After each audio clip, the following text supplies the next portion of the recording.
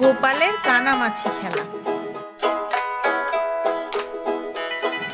একদিন গোপাল আর তার এক বন্ধু বাজারে বেরিয়ে ঘুরতে ঘুরতে একটা মিষ্টির দোকানের সামনে এসে থমকে দাঁড়ালো।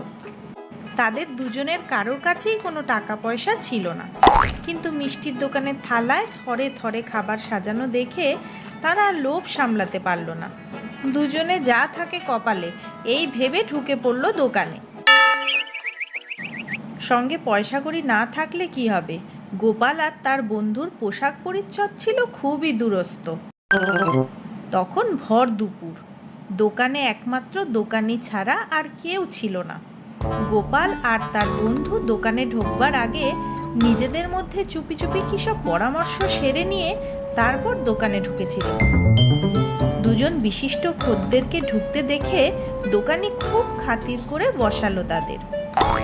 দুজনে জুৎসই করে বসে নিজের নিজের পছন্দ মতো খাবারের ফরমাশ করলে। দুজনেই বেশ পেট ঠেসে মিষ্টি ইত্যাদি খেলো। খাওয়ার পর হাত মুখ ধুয়ে গোপাল দোকানিকে ডেকে বলল, তোমার খাবারের দাম নিয়ে যাও হিসাব করে।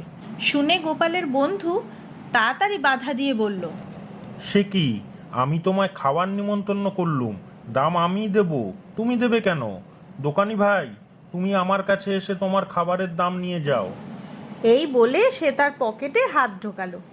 গোপাল তাড়াতাড়ি তার হাত ধরে তাকে বাধা দিয়ে বললে, বারে, নেমন্তন্ন তো আমিই করলুম তোমায়, তুমি দাম দিতে যাবে কোন দুঃখে? এইভাবে দুজনের মধ্যে মিষ্টির দাম দেওয়া নিয়ে দস্তুর মতো রেষারেষি হয়ে গেল।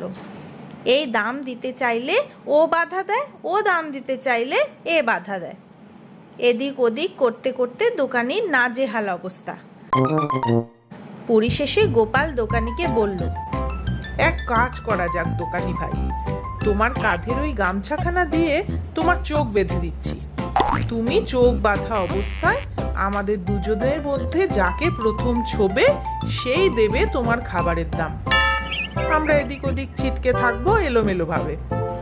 দোকানি রাজি হলো গোপালের প্রস্তাবে। গোপাল তখন দোকানির গামছা নিয়ে বেশ করে তার চোখ দুটো বেঁধে দিলে। তারপর টুকি বলে দুই বন্ধু সাবধানে কিন্তু তাড়াতাড়ি সেই দোকান থেকে সরে পড়ল। নানান পথ ঘুরে অনেকটা দূর চলে আসবার পর বন্ধুটি গোপালকে বলল, অনেকদিন পরে দুজনে আমরা বেশ কানামাছি খেললুম, তাই না গোপাল? গোপাল বন্ধুর কথায় মুচকি হেসে জবাব দিলে, আমরা আর কানামাছি খেললুম কই, খেলছে তো দোকানি। সে বেচারি বোধহয় এখন কানামাছি খেলেই যাচ্ছে একা একা।